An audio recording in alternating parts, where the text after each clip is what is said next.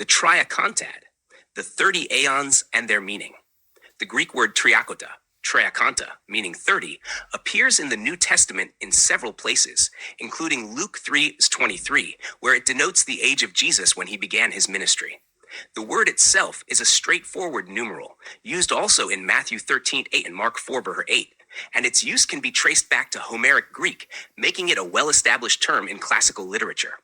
The plural forms o, e, ta accompany this number when referring to groups or collections.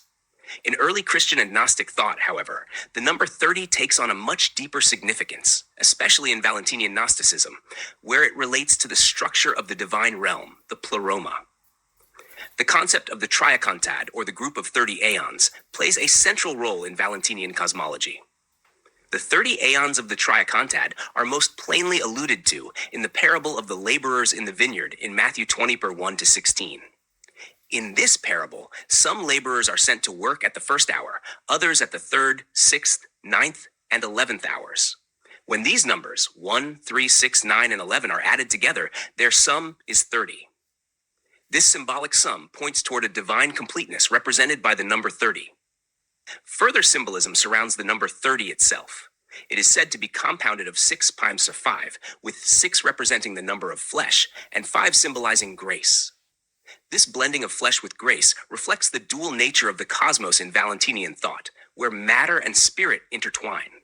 Moreover, the number 30, represented as the sum of even numbers 2 plus 4 plus 6 plus 8, 10 equals 30, corresponds to the total number of aeons in the Pleroma, hence named the Triacontad.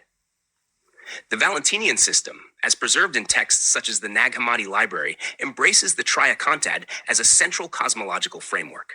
This system expands the classical Ogdoad, a group of 8 aeons, by adding the Decad, 10 aeons, and the Dodecad, 12 aeons, summing to 30. Open quote, Triacontad, the group of 30 aeons divided into the Ogdoad, 8, the Dodecad, 12, and the Decad, 10. Close quote. The Valentinian exposition mentions the Triacontad multiple times, illustrating the complex relationships between these divine beings. Open quote. That tetrad projected the tetrad, which is the one consisting of word and life, and man and church. Now the uncreated one projected word and life. Word is for the glory of the ineffable one, while life is for the glory of silence, and man is for his own glory, while church is for the glory of truth. This, then, is the tetrad begotten according to the likeness of the uncreated tetrad. And the tetrad is begotten the decad from word and life, and the dodecad from man, and church became a triacontad. Moreover, it is the one from the triacontad of the aeons who bear fruit from the triacontad. Close quote. The triacontad is not just a static collection of aeons, but an active, dynamic entity within the Pleroma.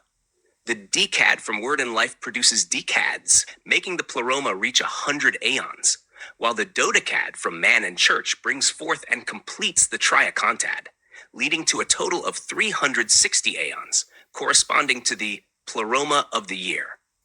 Open quote. But the decad from word and life brought forth decads so as to make the Pleroma become 100, and the dodecad from man and church brought forth and made the triacontad so as to make the 360 become the Pleroma of the year, and the year of the Lord. Close quote.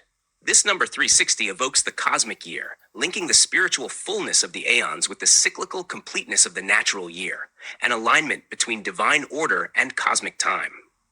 While the precise role of these 360 aeons remains unclear, their symbolic connection to the Pleroma and the year is emphasized. The 30th aeon, often identified as the syzygy, paired aeon, of man and church, is Sophia, wisdom. Sophia's story, as told in Valentinian texts, reveals her central role in the cosmos. Though she suffered and repented after a fall from the Pleroma, she remains a vital figure in the restoration and unity of the aeons. Her son, often associated with Christ, plays a crucial role in correcting her fall and bringing fullness back to the Pleroma. The names and generations of the 30 aeons in the Triacontad reflect the unfolding of divine principles. First generation, Bythos, the one, and Sige, silence, charis, enoia. Second generation, Nous, mind, and Aletheia, truth. Third generation, Sermo, word, and Vita, life. Fourth generation, Anthropos, man, and Ecclesia, church. Fifth generation, Bithios, profound, and Mixis, mixture. Ageratos, never old, and henosis, union. Autophys, essential nature, and hedon, pleasure. Asinitos, immovable, and syncrasis, commixture.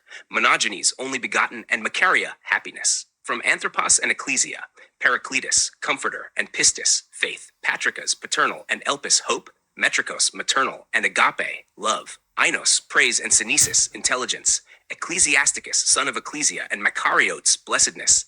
Thalitis, perfect, and Sophia, wisdom. Each aeon embodies a divine attribute or function, collectively making up the fullness of divine reality in the Pleroma.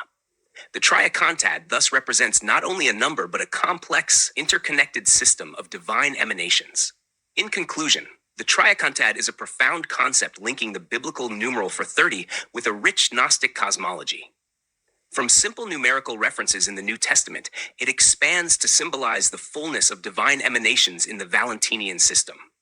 The 30 Aeons, structured into the Ogdoad, Decad, and Dodecad, express a cosmic order reflecting the union of flesh and grace, the divine and material, and the unfolding of spiritual reality. If you want, I can provide a summary chart of the 30 Aeons, or expand on any of the generations or symbolic meanings.